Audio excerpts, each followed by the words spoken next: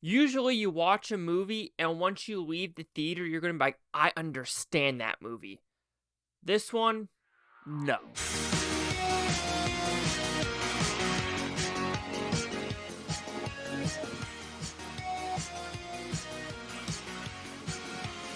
Chase Lee Hockey here with the Blue Futon reviewing Kinds of Kindness. What's it about? I'm not calling this a simple premise, y'all. I'm just not. So you have multiple actors, especially like William Dafoe, Jesse Plemons, Emma Stone, and others, Chau, who play three different characters in three different storylines that somewhat connect. The first storyline is about grooming, is the best way to put it. The second storyline is about a missing wife maybe being replaced. And the third storyline is a cult storyline. And somehow they all connect with RMF. And in the first one, someone's supposed to kill RMF. The second one, I honestly don't remember seeing RMF anywhere in this movie at all. Maybe him walking across the screen, but that's about it. And then the third one is him coming back from the dead because there's a cult movie or a cult and they got to find some girl that could heal people. So did I like this film? I'm going to say an astounding no, because I don't understand what I was getting out of it. I won't lie though, the first story, I was getting intrigued of like, oh, where's this going to go? It really does suck you in for saying, what am I going to get myself into? But then when the credits roll, you go, I got myself into nothing because I got nothing from this movie. There's this weird antics that make no sense, storylines that make no sense, and the overall reasoning makes no sense. So I'm about to spoil some of the film because it has been out for 3 weeks. It's an expansion this week, but I do feel like I need to dive deep into three different stories. Okay, so the first one, like I said, is a grooming storyline where William Dafoe's a big-ass boss, and then Jesse Plemons is basically being groomed by him for 10 years of who he should marry, should he have kids, what house he should live in, and what should he do. And I guess one thing that pushes Jesse Plemons over the edge is to kill this RMF person.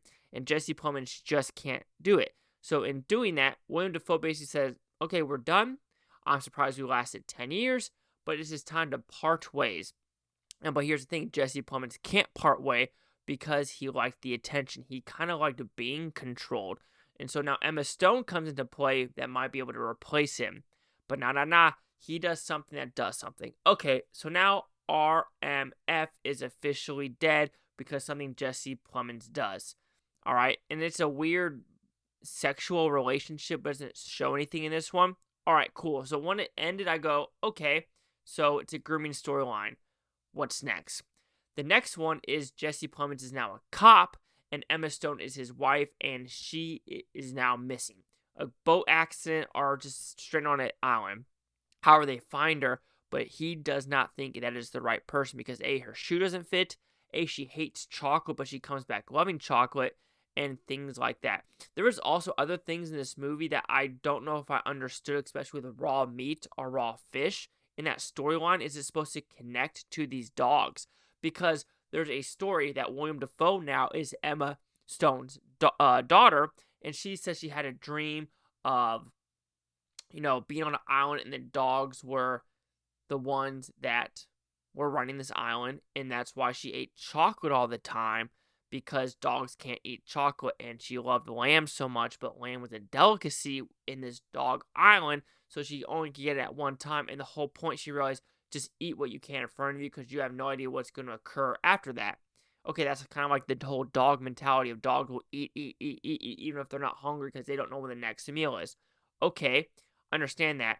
And there's also other things in this movie about like masturbation and the weird, his cop friend as well, having a porno tape. I don't understand what that connects. I don't know if just Yorgos Lanthimos wanted to put some weird sexual kinks into this movie. I don't know. And then Chau also plays the wife of someone else who is missing. All right, so for Jesse Plemons to actually show that it's not his wife, he asks her to cut her thumb off, to cut out her own liver, just to kind of prove that, that maybe that's not him. And then if this dog is a human being, they don't know where to do and where to go because dogs are just faithful creatures.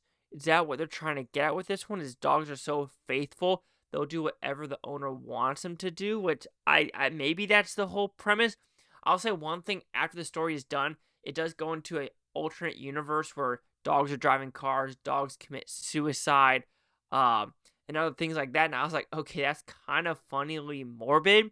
And I was like, okay, cool. But then, when those credits were rolling, I was like, okay, what's the connection, or why are we connecting a grooming storyline with a missing person switching body storyline? All right, now a third one is a cult. Chau and Willem Dafoe are leaders of a cult, and they got to find this one person that could heal people. And Jesse Plemons and Emma Stone are kind of looking for this person. They think they found this person, but a caveat is you got to be clean. And I think that means a virgin or just not, I don't know, just clean. And how they know you're clean is you go in a sauna and Chau looks at your sweat. Okay. So rewind first, Emma Stone does have a daughter, though, and to make her unclean, the husband drugged her and raped her.